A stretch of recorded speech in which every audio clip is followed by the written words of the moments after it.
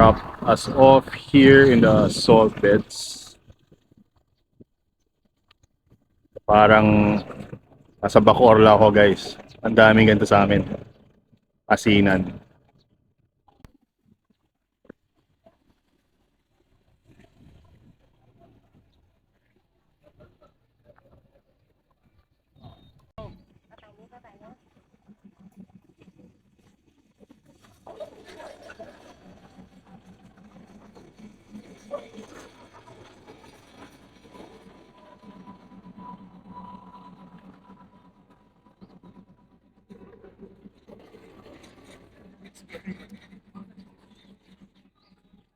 Hello! Going up the train. So this is the train. Familiar kayo dun sa Vietnam, hindi sa Hanoi. Nandun dito sa area to sa Bangkok. Yung mga tao, mga 1 inch na lang yung mukha away from the train. Nakakatawa. Binibideo nila kami. Binibideo rin namin sila. Mamaya, pareho kami nasa Instagram yun sa YouTube. Abangan na lang natin.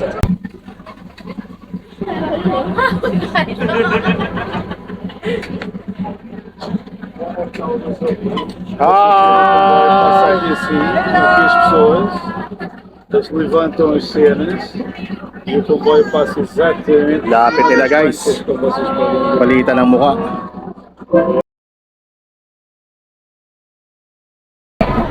Sige dito guys.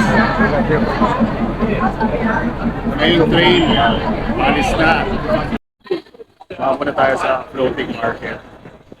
We will board the boat. Ito yung mga paddle boats. 6 at a time lang pwede. Dito na ako. Nagay pa tayo sa harapan. Makahilong ako dito.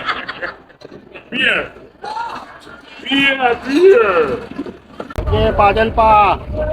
Yeah. Hindi pa.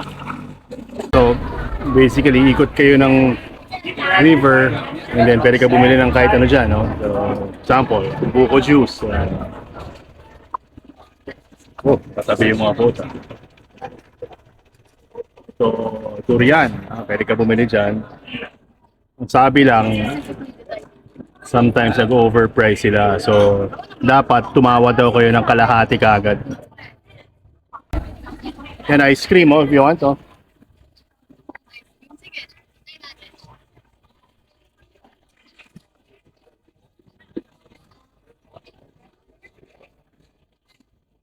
Get ice cream. Pero mabilisan lang to. 30. No discount. No, Mark. No.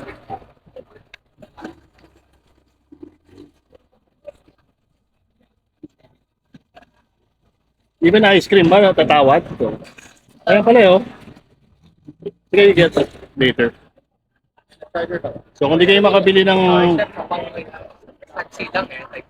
ice cream or ng mga food, susundan naman kayo. Babangkarin sila. So sabihin nyo lang kung anong gusto nyo, susundan kayo.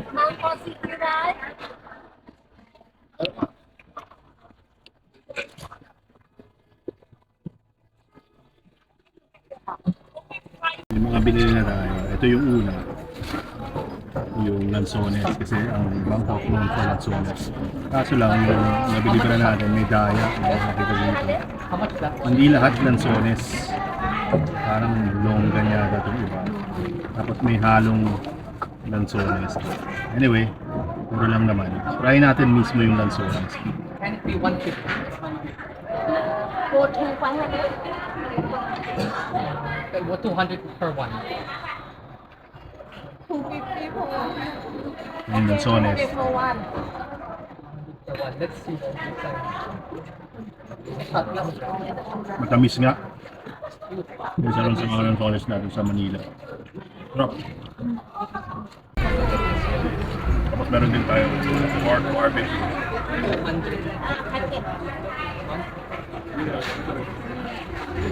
Parang mga Japanese. Skewers sila ng truck.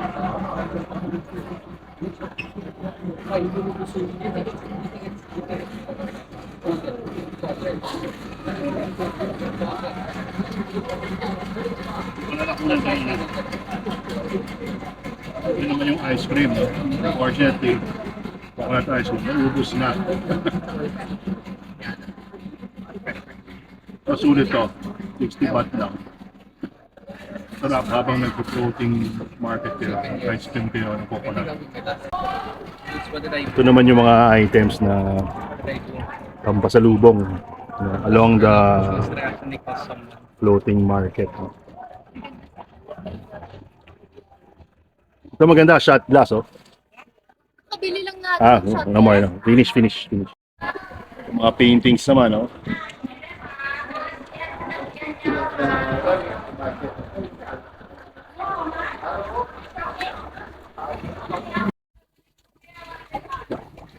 Babalik na tayo ron sa start nung tour.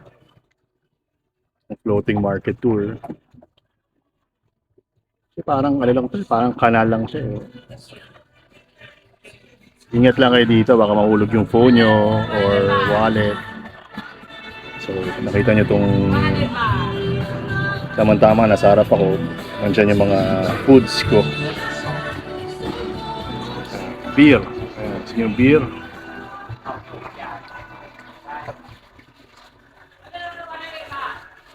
Smoothie. Thai food, coffee, tea. Yan.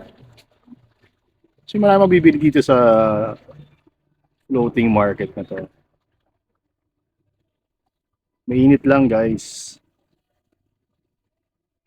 Kung may konting amoy, hindi naman masyado, no? Hindi naman masyado.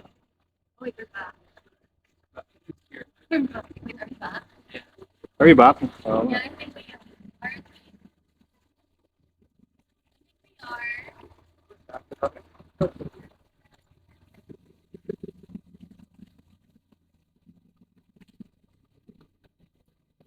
Yung ibang boat may motor, yung sa amin, di padjak o di paddle.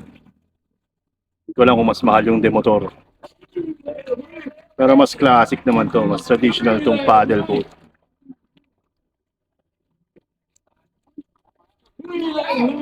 Para ako na sa pagsanghan nito ah.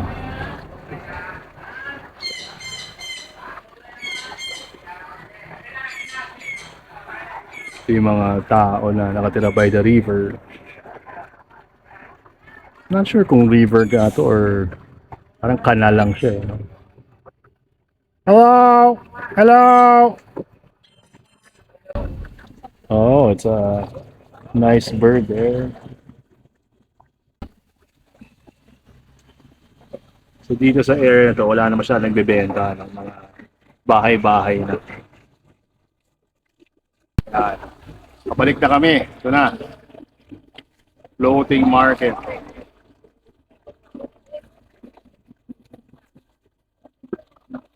$20 minutes lang tong tour na to.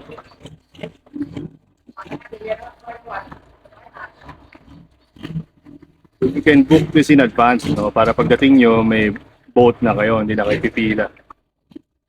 Minsan, napupuno talaga to. Medyo tourist attraction to. Tapos sabi nila, pag mamimili kayo dito, ang tawad, kalahati kagad. Ganun daw talaga. So, kasi ino-overprice ang mga tourist. Wala mga boat service.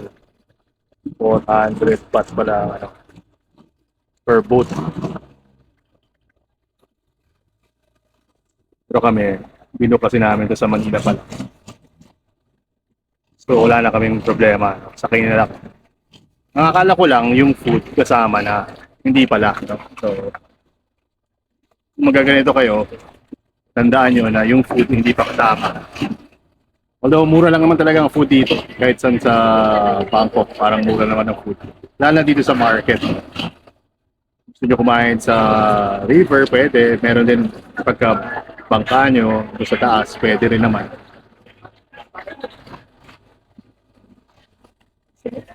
Kakagulo na dito. Ito na yata yung end on tour. Akit na kami ulit dun sa market. Doon na kami kakain siguro.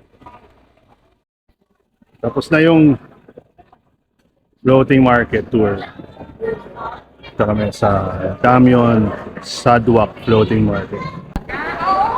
Kung ayaw nyo kumain sa boat, pwede rin dito. Dito na kami kasi medyo mahirap kumain doon. Magalaw. Hindi naman nakakahilo pero hindi masyadong convenient kumain. So, dito na kami. Ito raw yung pinakamasarap dito, sabi nung guide namin. Yung 1D Authentic Thai Food Recipes. So, kain na kami.